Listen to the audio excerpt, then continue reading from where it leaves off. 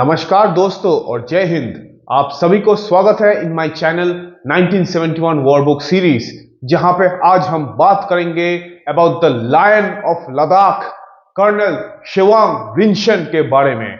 ये हीरो का जन्म हुआ था in the village of Sumur. उनके एक एंसेस्टर को भी द लायन ऑफ लद्दाख बुलाया जाता था और उनके मां को as the mother of Nubra valley बुलाया जाता था। कर्नल शिवांग रिंशन का जन्म हुआ था इन 1931 और सिर्फ 17 साल के उम्र में ही on the 23rd of July 1948 उन्होंने नुब्रा गार्ड्स को ज्वाइन कर लिया।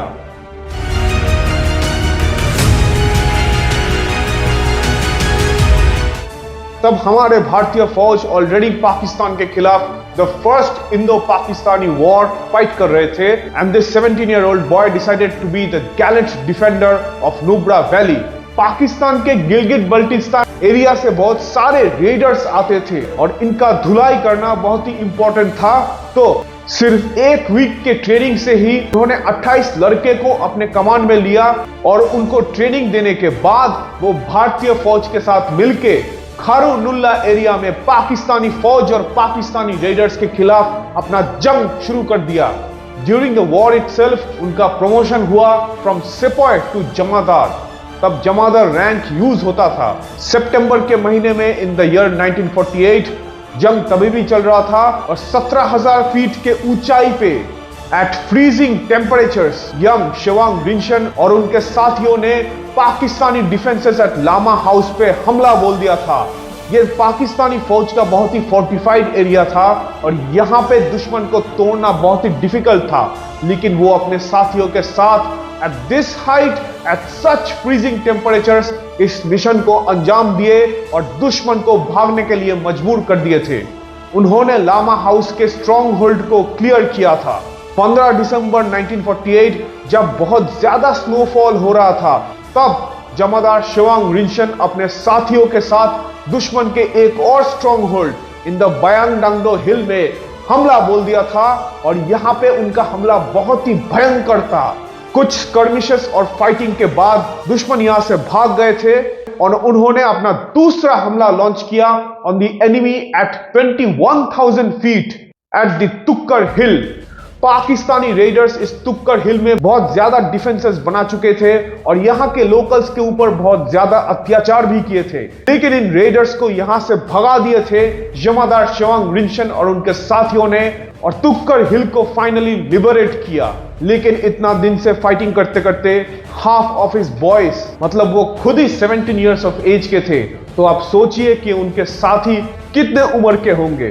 तो ये सब बॉयज एक्चुअली सफर कर रहे थे from frostbite due to the extreme weather. बहुत ही ज्यादा फ्रीजिंग टेम्परेचर्स था उस हाइट्स पे, लेकिन उस ठंडे में भी वो अपना गैलेंट लीडरशिप और मोरल के साथ दुश्मन के खिलाफ अपना फाइट जारी रखे थे। जंग खत्म होने के बाद ही was promoted as subedar just at the age of 17 और उनको महावीर चक्र से सम्मानित किया गया था। ऐसे बहादुरी के लिए वो तो ऑलरेडी भारतीय फौज में ज्वाइन कर चुके थे और वो एक जेसीओ बन के 1962 का जंग फाइट किए थे अगेंस्ट द चाइनीज और इस जंग में उनके गैलेंट्री के लिए उनको सेना मेडल से सम्मानित किया गया था।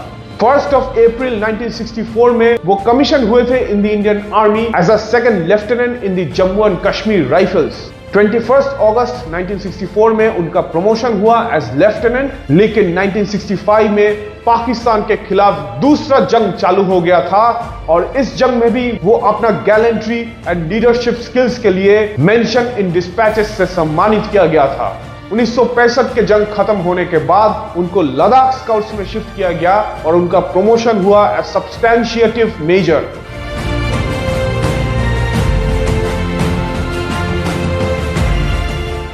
तो जब पाकिस्तान के खिलाफ तीसरा जंग स्टार्ट हो गया था from the 3rd of December 1971, major Chewang Rinchen and his company was tasked to capture the Chalunga complex which was held by the Pakistani army in the Pattarpur sector।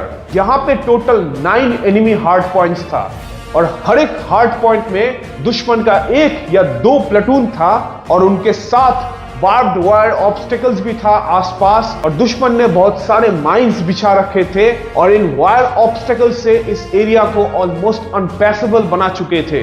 दुश्मन के पास अपना बंकर्स में मीडियम मशीन गन्स भी थे, ताकि कहीं से भी अगर भारतीय फौज आने की कोशिश किए तो उनको मीडियम मशीन गन से छलनी किया जाए। लेकिन वो इस लायन ऑफ लद्दाख को नहीं जानते थे। मेजर शिवांग रिंशन खुद सामने से अपने कंपनी को लीड करते करते दुश्मन के हार्ड पॉइंट्स के ऊपर हमला बोल दिए थे, और एक के बाद एक हार्ड पॉइंट टूटता गया। दुश्मन के माइंस, दुश्मन के बार्ब्ड वायर और दुश्मन के मीडियम मशीन गन के सामने ये लायन ऑफ लद्दाख अपना सीना तान के आगे बढ़ते थे। एक भी दुश्मन के गोली उनको एक खरोच भी नहीं दे पाए थे।